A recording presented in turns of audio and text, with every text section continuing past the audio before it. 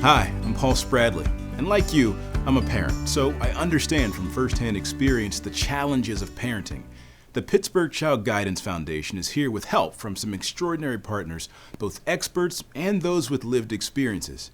It is my pleasure to welcome you to this video series, Building Brighter Futures, helping your kids get ready for school. This series was produced by the Pittsburgh Child Guidance Foundation. This nonprofit organization works to help children and teens who find themselves and their families in difficult situations. We want to help young people live their best lives, to be hopeful about their futures, and to know that they're not alone as they rise to overcome the challenges life has thrown their way.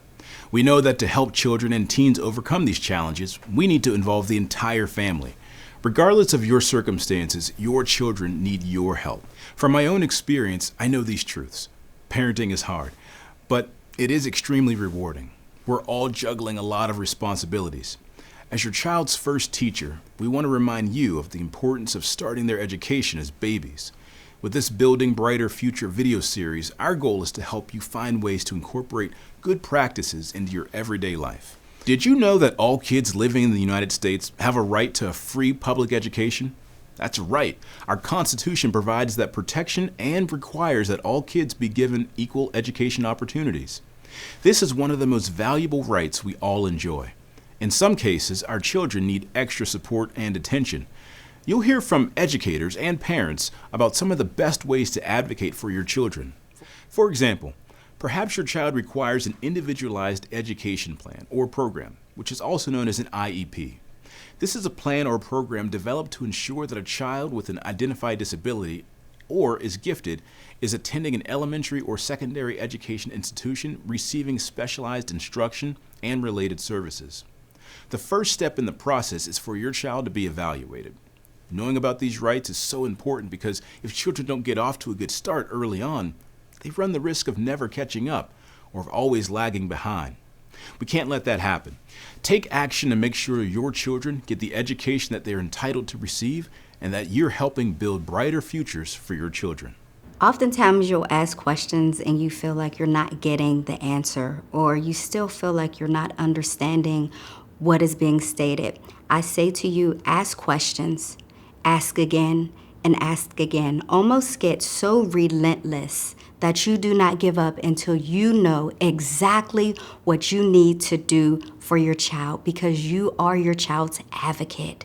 And in advocating for your child, you have to ask again, knock on doors, continue to knock on doors until you understand the process, until you understand what needs to be done, until you are okay and settled with your child being in class and learning. It is so important for parents to talk to their child's teacher, to let them know what is happening so that if a child needs something extra, they can always count on the teacher doing that.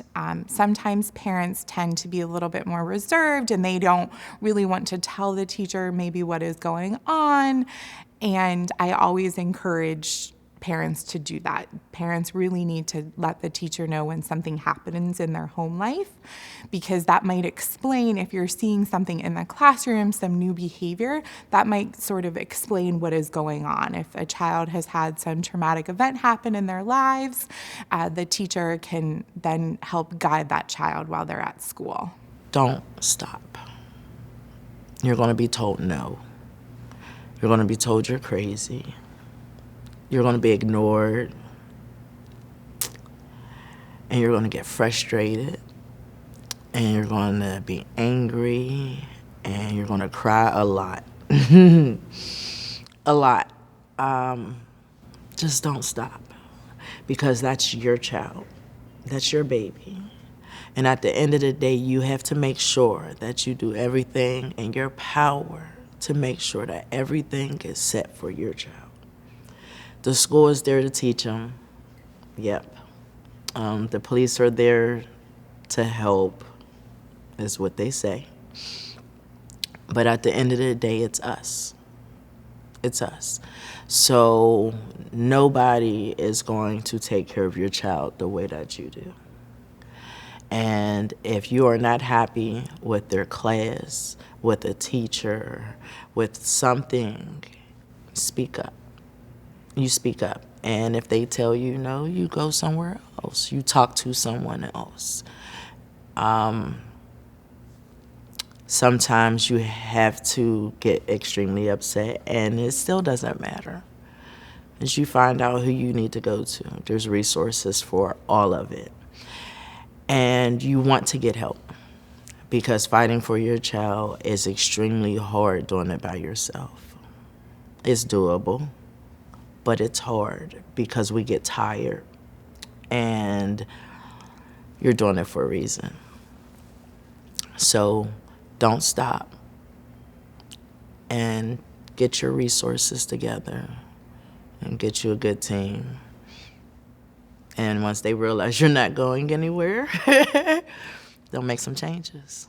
Like, I always build relationships at the beginning of the school year. I know who my child is. I know, what he's capable of and everything. He is on a behavioral IEP, and so that means that he doesn't have any issues with learning or anything. He's actually a straight A student. He just have behavioral difficulties that most likely get him expelled from school. And so the IEP protects him from that, being expelled, and gives other options. Individual education plan is a certain set of rules and standards on how to educate the child. The teachers and the principal and everybody is supposed to follow by these, and a group. So usually the principal, school psychologists, teachers, everybody, their parents, sometimes the child if they're old enough, they're all involved in a meeting. With this meeting, you just set up a set of standards on how to educate, how to deal with behaviors, what works, what doesn't work, and different things like that.